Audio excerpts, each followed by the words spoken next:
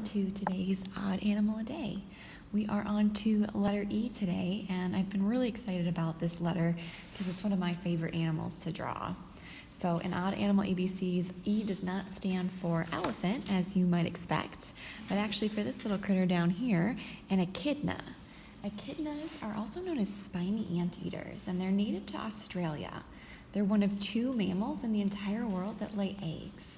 They have long spines that they can use as protection from predators. So when they're threatened, they roll up into a ball so that only their spines are visible. So grab your marker and a piece of paper and we'll get started. We're going to turn our paper long ways facing you today, so we've got plenty of space for our echidna. I'm going to use a black marker so that you can color it in later. Maybe you choose brown to go right ahead with his natural coloring, or you can color him later, of course. We'll start with the eye, as always. I'm going to start on the left-hand side of my page towards the bottom because they are pretty small animals. We don't need a lot of height here. So towards the left-hand side on the bottom, I'm going to do a little dot for an eye. There's his pupil. And then we'll curve around with our C shape that we use every time to finish his eye. Next, I'm going to do his mouth, and he has this beak-like snout, actually, that extends right to the end of the page here, so I want to make sure I have plenty of space for that. I'm going to start with a line maybe an inch or so from the end of my page, and then draw that to a slight curve here to give him a happy expression. So starting with my straight line underneath his eye, a little curve there, similar to what we did for the letter B, blue-footed booby, if you remember his beak. Next, I'm going to finish his mouth with a curve and then a straight line coming back towards the center of my page on the bottom. And then I'm going to do the exact same thing on the top, but I'm going to pause right before his eye here so I can finish the rest of his face. So there's his nose, or his snout. I'm going to add a dot for his nostril. And then I'm going to do another curve coming up over here to finish his head. So right above his eye, we'll do that C shape again. To finish out his round face, we'll do one more curve here, and then we'll add some spines to that part in a little while here. So an backwards letter C to finish his face. Next, we're going to do a big curve for his body. So it's going to start right at the end of his head here, come up, and curve underneath. His tail is here. They have really short tails, so they're not really visible, but you can imagine that's where we're going. So curve up and around and down. It's a pretty gentle curve, nothing too severe.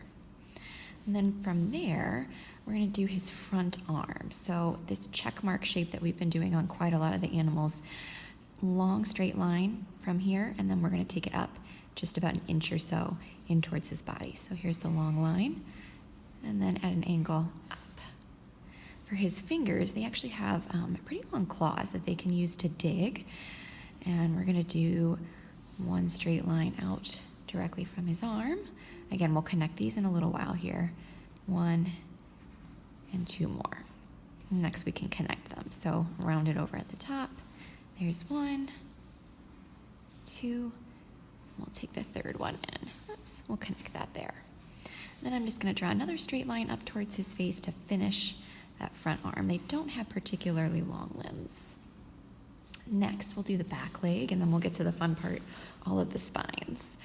I'm going to do 2 diagonal lines that don't quite come to a point on his hindquarters here. So here's 1, and then 2, and then we'll do the feet, or excuse me, the fingers, the claws. So 1, 2, 3. You guys get the drill now. We'll connect those. And if you miss a spot, you can just finish that connection like that. Now we'll add all of his spines. He has a little bit of fur in between each of them, so maybe you vary the lengths of the lines that you draw. I'm going to start with some shorter lines coming across the bottom here at a diagonal facing towards the right-hand corner on the bottom of the page. So you can do as many of these as tight or loosely together as you like. We'll bring some out from his face because he does have quite a few framing his face, even some on his head here. And now we definitely want to add some going up his back. So you can imagine when he's hiding from a predator, these look pretty dangerous, right? And then we'll add some more in the middle. Again, you can vary the lengths of these. Maybe some of them overlap. You can use different shades of brown or maybe some other colors entirely if you want to make him a little more interesting. And there's your echidna.